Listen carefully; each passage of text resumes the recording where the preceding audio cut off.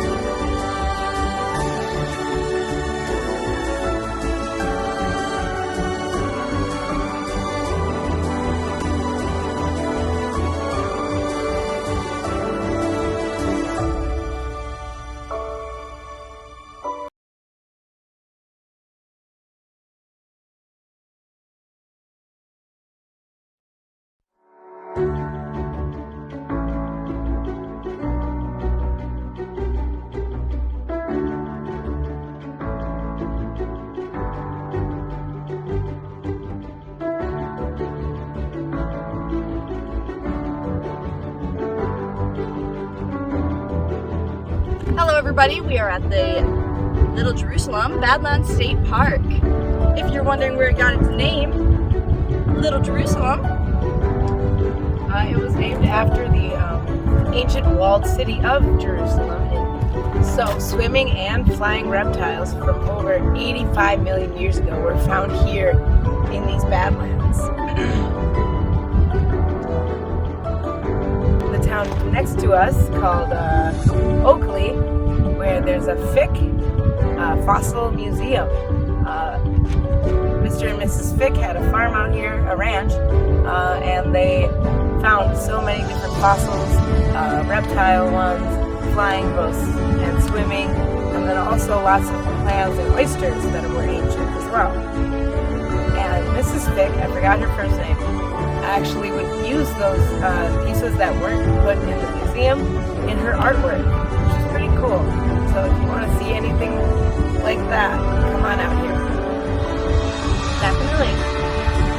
Right here we have yucca, and yucca were widely used by Native Americans back in the day.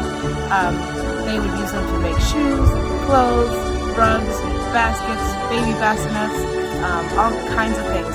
They'd even use the roots to make soap.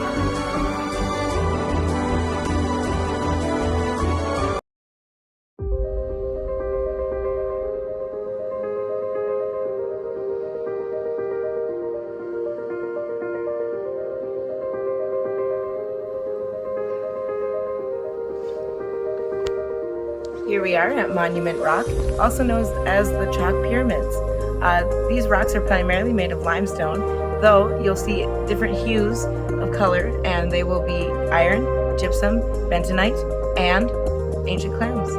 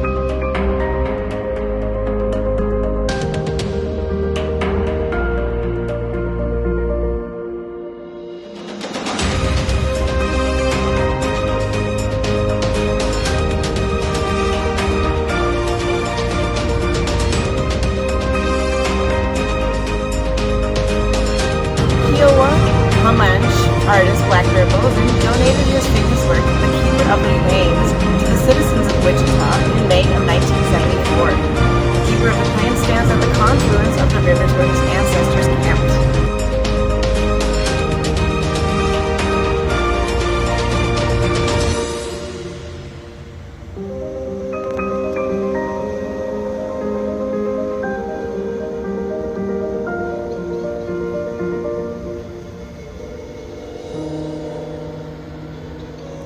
All living creatures are Indians' brothers, Black Bear Bozen said. The Indian lives in complete accord with nature. Everything around him is holy. All Indians feel this, and the sculpture has a way of appealing to all people with that message. Fabricated from weathering steel, the Keeper has become a symbol for the city and was chosen as one of the official emblems of the 1976 American Bicentennial. The Mid-America All-Indian Center, located where the two rivers meet, will symbolize the coming together of the Indian culture, first within itself, and then with the non-Indian. Now we're going to talk about the wisdom of storytelling through Native American culture. Gathered as a group at night around the fire, the tribe used storytelling to draw the community closer together. In each story lay a lesson, a bit of wisdom for the younger tribal members to carry with them through life. To the Indians, storytelling represented communication, entertainment, and education. Though often conveyed verbally, stories were recorded through symbol.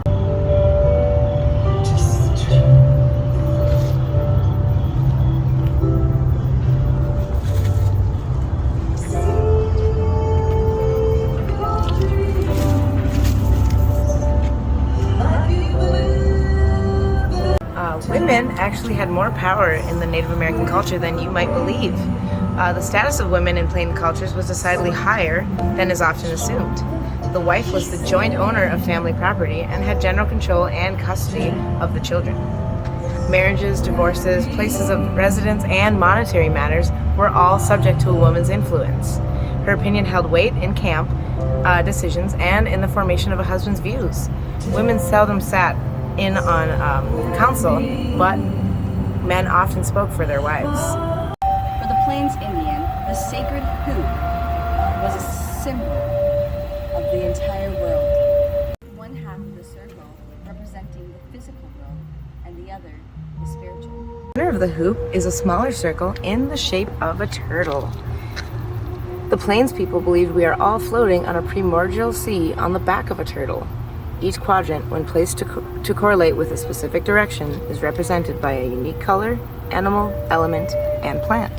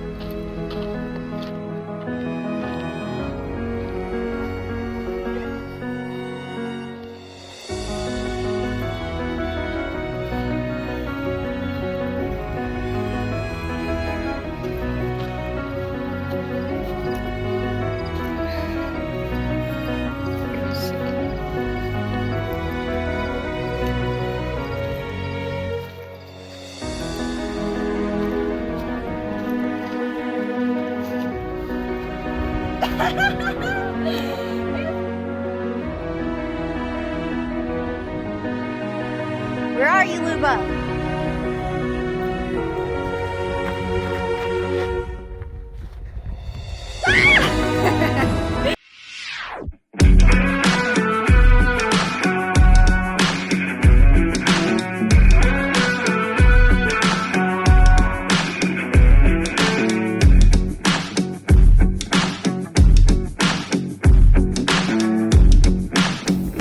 We finally made it to the center of the United States. This very spot is the center of the 48 states, not including Alaska